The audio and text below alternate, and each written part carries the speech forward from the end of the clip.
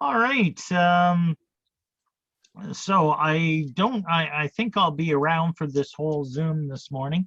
As some of you may know, we've got the two tower climbers from Sudbury over today, Nick and Chris, Nick's Tower Service, and he is over at Brian BHD's right now. He is an IF stepper that he needed work done on. So they arrived at about 9 o'clock this morning and started climbing about 9:30. He's got about 4 or 5 hours work, I would think. And then they're coming to my residence. I've got a couple of dipoles that I want this new antenna and rotor changed out. So hopefully this afternoon he'll be here. So I don't expect him before 1 or 2 o'clock anyway. So I'm good for this morning's Zoom.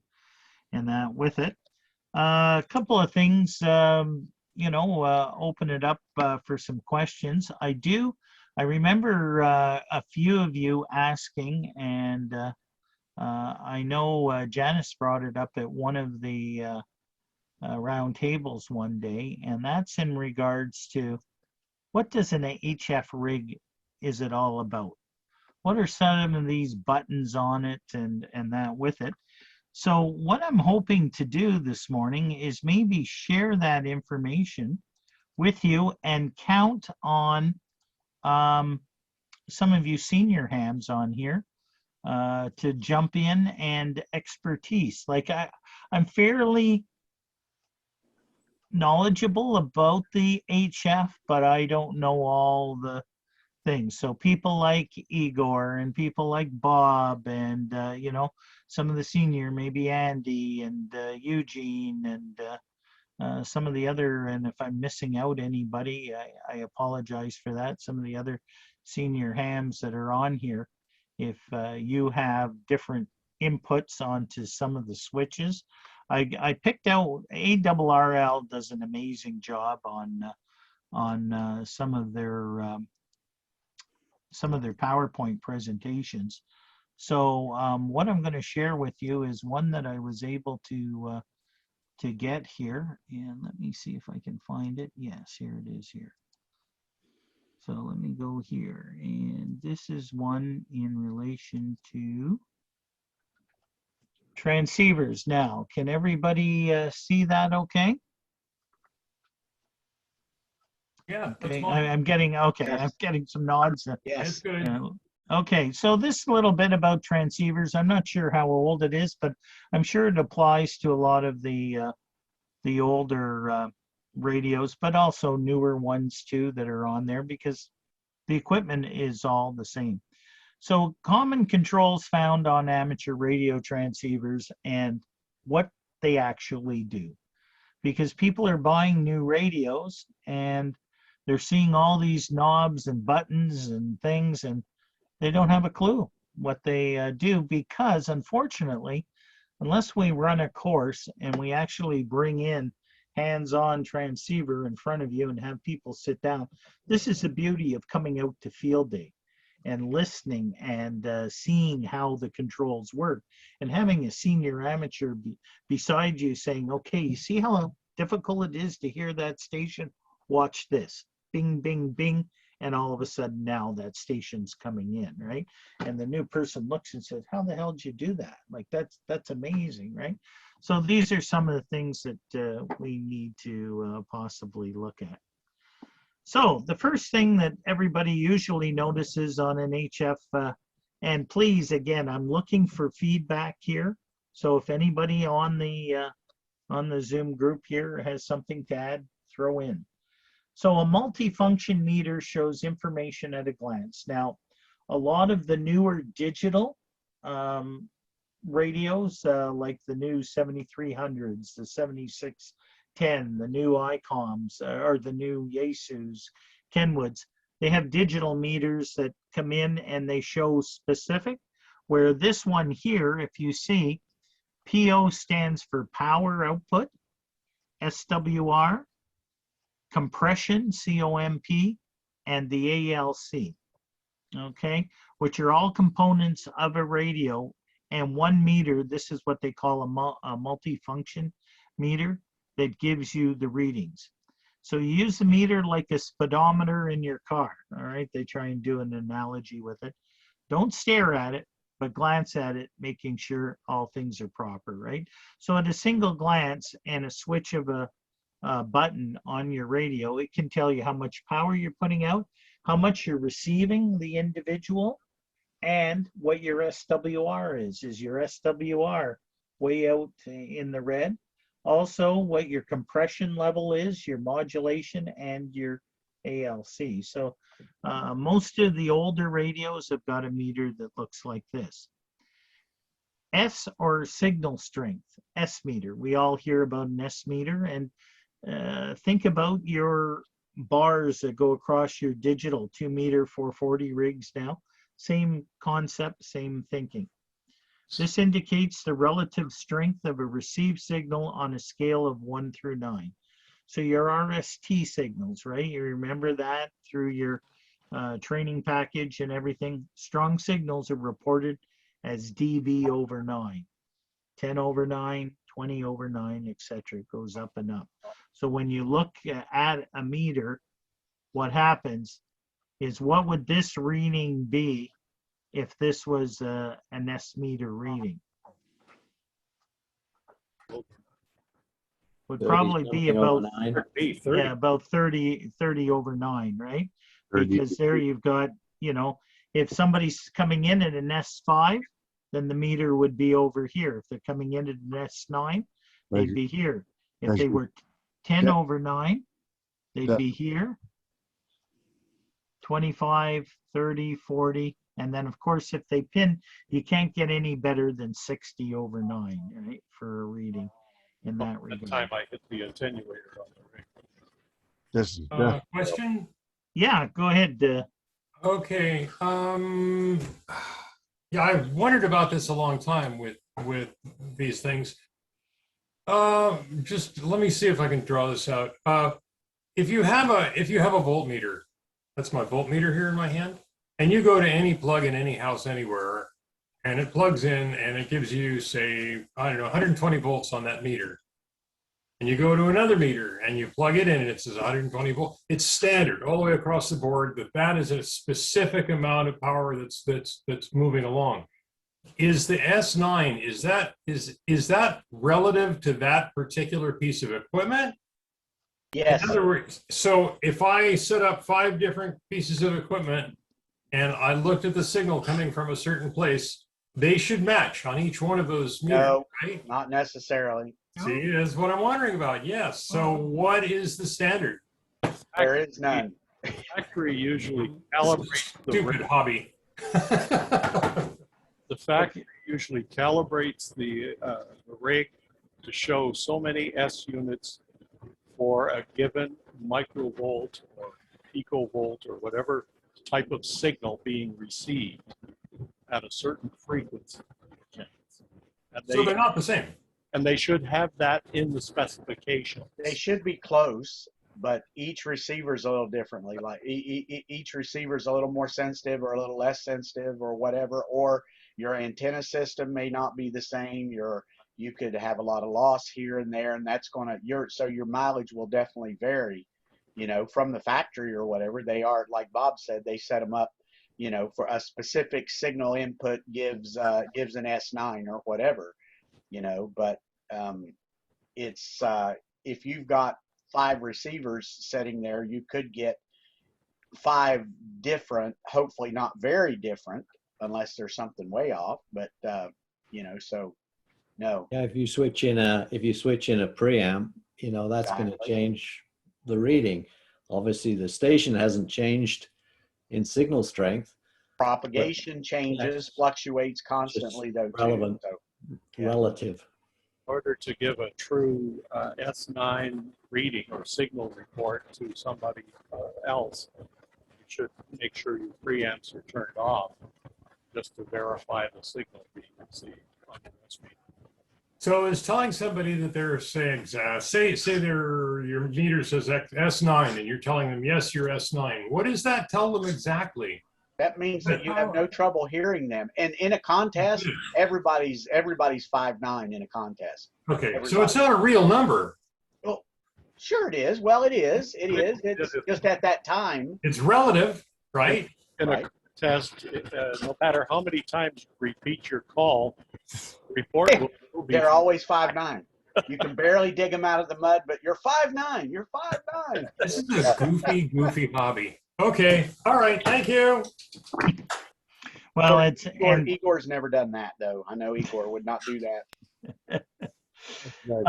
basically it's as everybody was saying, I mean, the higher the number, the better you're going to hear the individual, right?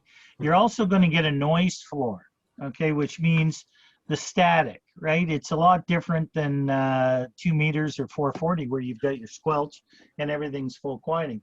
You turn on your HF rig, you're going to get background noise unless you put your squelch way up. But what'll happen is you could get, if you're lucky to get a 3 or a 4, or an S3 noise level, that's great.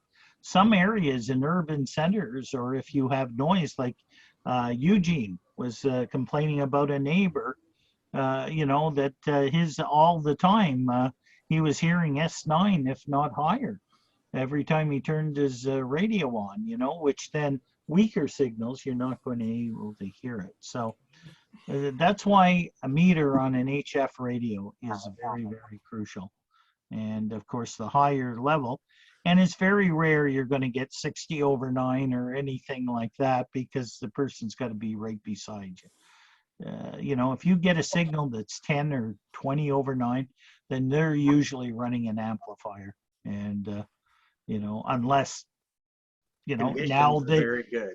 Now, well, and that's what's happening. Bob's given us the flux readings every morning, and they're starting to rise. So we may see this meter starting to turn up a bit. So it's pretty cool. Yesterday, and it's 84 today.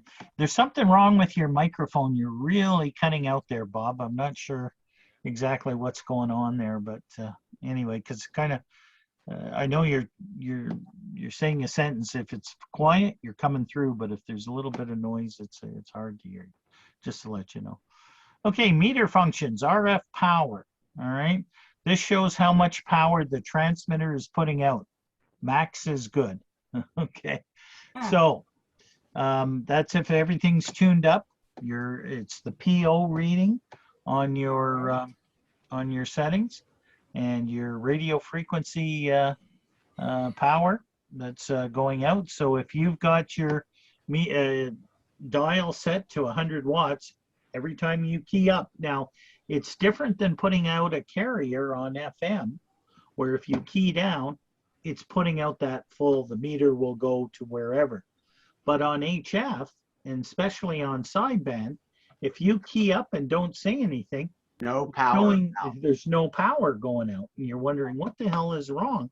Because every time I key up my 2 meter rig, it shows 50 watts or 100 watts or 25 watts or whatever. But I key up my HF rig and the thing stays. What you will hear if you scroll along the bands, and you're not really supposed to do this into a dummy load to test it, but people will start going, where they bring up the audio level and they'll see it going up, or the whistle, right? I can't whistle, but anyway, they'll whistle into the microphone, which keys it up. And they'll do that right on a frequency over a net or something. And those are what we call lids, right? Those are people that aren't really considerate. I find a clear frequency and I pop my radio into FM mode. You can do that. Tune low power FM mode, find a clear frequency, because that's a continuous carrier there, and or tune everything RTTY. up. Yeah, or yeah. RTTY is what I used to do CW too. CW mode, yeah. Yeah, Mhm. yeah. Key up your keyer in that. SWR, shortwave ratio or standing wave ratio. This shows the SWR of the antenna and how much power is being reflected back into the radio. So 1:1 or minimum is good, right? You don't want, when you flip it to the SWR mode, and especially on meters, like you can get portable meters and everything else like this, where you plug in your radios at the back with it. and that when you flip it down to the SWR area here, so if I flip this middle switch down to SWR, you can see there, if I can get it to focus, but anyway, and the needle doesn't move, I'm jumping for joy because that shows there's no power. Everything is a board. yeah, exactly. So that's what you want to do. If the SWR goes up and you're into the red, then that's a problem, because that power that you want it to go as much as you can to go out the antenna and not be reflected back into the radio. That's where you get finals burning out and that happening. So what's the most common reason for a higher SWR? The mismatch of an antenna. That's, And then with an that's the antenna. only reason. That's the only reason for a high SWR is a mismatch. It's got to see a 50 ohm load, or there's going to be a mismatch. So that's where I use my little antenna tuner. Okay. Yeah. Well, and that- yes, an antenna tuner is a band-aid though. Unless the antenna tuner is at the antenna itself. If it's, say it's a vertical and you've got an antenna tuner right at the base of the vertical or something like that, then it's you're fooling the radio into think that it has a good match with an antenna tuner, one that's located right at your transceiver. So you want the antenna to be resonant and it's going to be resonant at a particular frequency. But if you want to operate on a different frequency or even just slightly outside of where it's resonant, then an antenna tuner will, it's like I said, it's a band-aid. But so the first step, if you have a resonant antenna, then you don't need a tuner at all, and you don't change frequency or whatever, you're good, you're gold. So it's time to play with making adjustments to the antenna. Yeah, or like the IR steppers, that Brian has and Dr. Dave has. They're an amazing antenna. They're awesome, but they're a mechanical freaking nightmare. There's lots of moving parts and lots of electronics, lots of things to go wrong. But the thing about them is they are the perfect antenna for the frequency that you are on right now. It adjusts the length of the elements to be resonant on the frequency that you are now. You can reverse the antenna instead of having to rotate the antenna 180 degrees. You push a button, and the reflector becomes a director, and it's an amazing antenna, and it is the perfect antenna for the frequency that you are on. But like I said, the trade-off is, well, Brian's working on his, Dr. Dave was working on his. They are a mechanical nightmare. So it's like a power tape measure, a tape measure that goes out and comes back, retracts by itself. That's exactly how these step IRs work. They're stepping motors that move conductors and everything. So anyway. ALC, okay? This shows the condition, and ALC stands for automatic limiting control circuitry, okay? So you'll hear about people talking about ALC. You want to make sure that you're not overdriving your transmitter, okay? Which means it's like over revving a car, right? When you have the different gears that you shift into, you don't want to be driving full-fledged down the road in second gear, because your car is going to... Well, the same thing happens in the radio, right? You want to make sure that it's level so that it will limit the circuitry control, so that if you're putting out full power, it'll go. A good reading is when the peak tops at the scale and stays within the range marked on the meter scale, and you will see ALC on most radios. You'll see the ALC level there. And there is an adjustment. Yeah, go ahead, Bob. Talk about the people speaking too close to the mic. They're running hot, and or if they're too far away from the mic, their volume is very low. That's something similar as well. Your voice is the driving element. Yeah. Or the mic gain is turned up, or the compressor's turned up too high. Yep. For sure. So what are all these various knobs on a radio? Well, let's take a look. Well, the first one is the main one called the VFO, all right? Called for variable frequency oscillator. What it basically does is it change, and that's usually your big knob on your radio that changes your frequency, okay? From up or down or whatever with it. This is the main tuning knob used to tune in the station. It tunes your transmit and receive frequency that is shown in a main display. And one of the things that people first realize when they get on HF is the sounds coming out, tuning in a station that's talking. You can make that person's voice sound like Mickey Mouse, or you can make them sound like Donald Duck, right? Hello, everything, goes up and down. And by tuning that knob, it tunes in the frequency and the pitch and the level. You'd find when the guys are doing the 144-200 single sideband net on 2 meters, everybody's trying to adjust to everybody's station, and they're up and down and off and with it a bit. But that's normally what happens, and the VFO is a very important component of an HF rig. Anybody else want to comment on that before like I say, jump in, people, because this is what it's all about. Then you have what they call the AF gain, audio frequency gain. This is the volume control for your receiver, right? So your volume up and down, your AF gain, and you're looking, and on some of the newer rigs, I see some of the new hams, they're looking around saying, where the hell's the volume control on this radio? But they see AF and they're not sure what AF stands for. It's audio frequency gain, okay? And if you turn that knob, you'll hear it go. And it gets very, very high, right? And you can turn it up and down that way. And it's for the receiver. It doesn't affect your transmit or your mic gain. That's a different control. Then you have what we call RF gain, okay? And this affects your meter also. This allows you to adjust the gain of the receiver amplifier circuits, okay? It allows you to make the circuits less sensitive so that you can dampen really strong signal. It's kind of like a bit of an attenuator, which if you have strong signals, you can turn them down. But if you turn down the RF gain, you're not picking up any signals at all.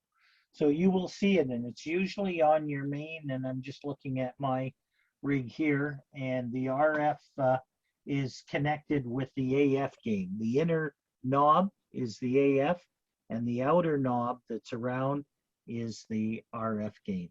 And getting them right and adjusting them to the level of the station you're listening to.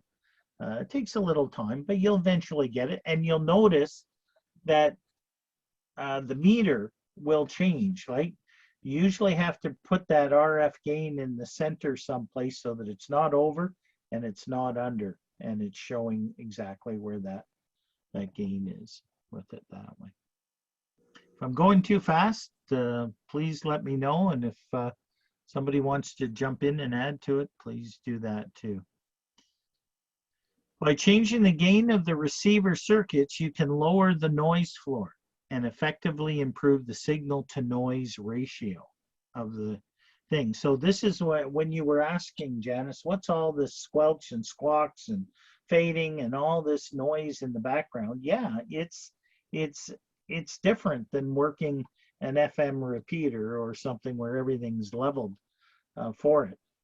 You can change signals coming in to your radio by adjusting all these knobs and that. And the signal to noise ratio is very important because, as I was saying, as Eugene was dealing with, he had a very high noise floor. So the lower, weaker stations, he couldn't hear at all. And until you can bring that noise floor down, you're not able to hear those stations that are in there. Now, luckily, he was able to get his issue corrected there, but there are some areas, especially in the city, where there's a lot of RF generated noise. It's very, very hard and to try and hear weaker signals is that's why people love going to field day or going out into the country and doing portable HF work, because the noise floor is relatively low. There's no hydro lines, there's nothing around, and it's nice and quiet. Oops. Amazing how much you can control a noisy signal by adjusting the RF gain back down away from the 12 o'clock position. Absolutely. Bring it back down to 9 o'clock, 10 o'clock, and the signal will suddenly appear to be much more clear. Right. And as I was just mentioning there too, when you adjust the RF gain control, it's normal to see the S meter rise, okay? Because you'll see it as you're gaining more noise, it's going to rise in the signal. So that's a normal control of that.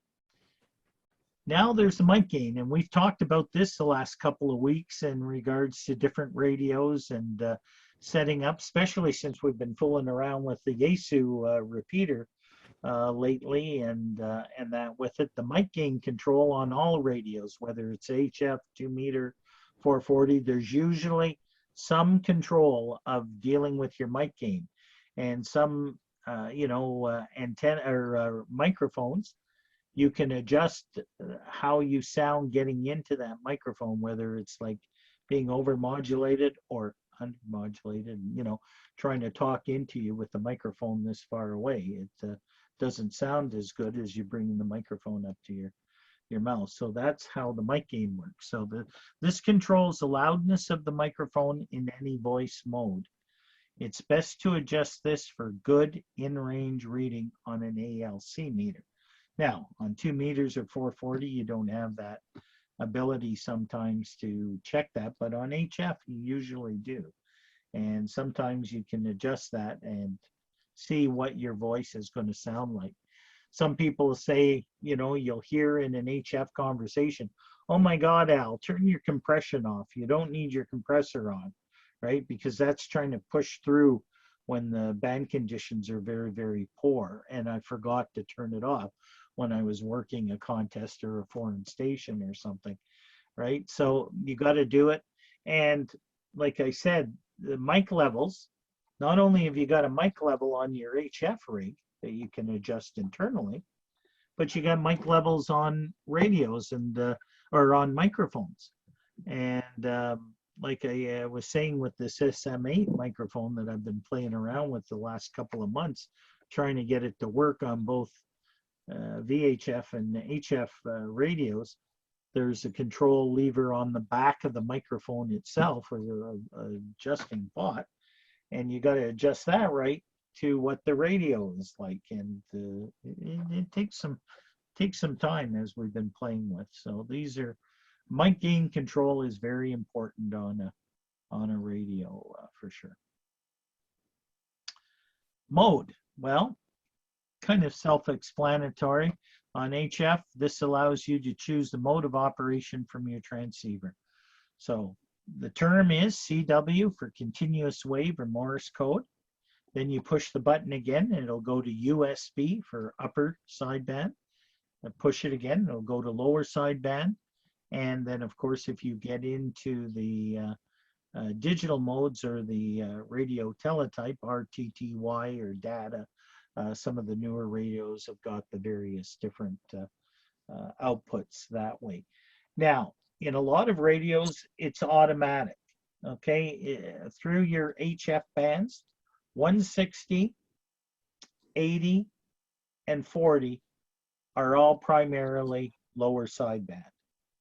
So when you automatically go to those frequencies, whether it's 1.8 megs, 3.5 to 4 megs, or 7.0 to 7.3 megs, okay, they're all going to go into lower sideband.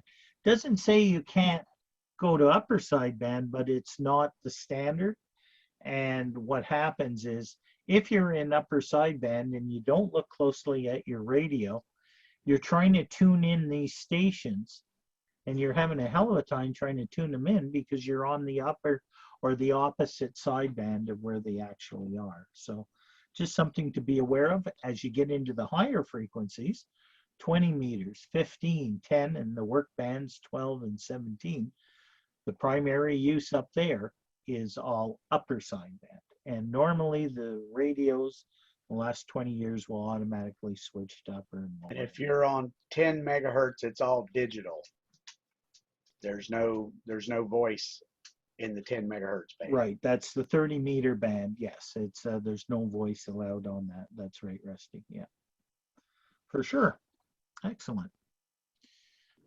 Okay, here's this funny button. I think one morning you asked this question, Janice, was what the hell's the RIT button on the radio? It stands for Receive Increment Tuning. Okay, and this is used for fine-tuning a station you are listening to without changing your transmit frequency. This is sometimes called a clarifier. Okay, some of you old CBers, right? They used to have the upper and lower sideband settings on a C2 radio, and they had a different button called the clarifier. Right? It wasn't called RIT on that, it was called the clarifier.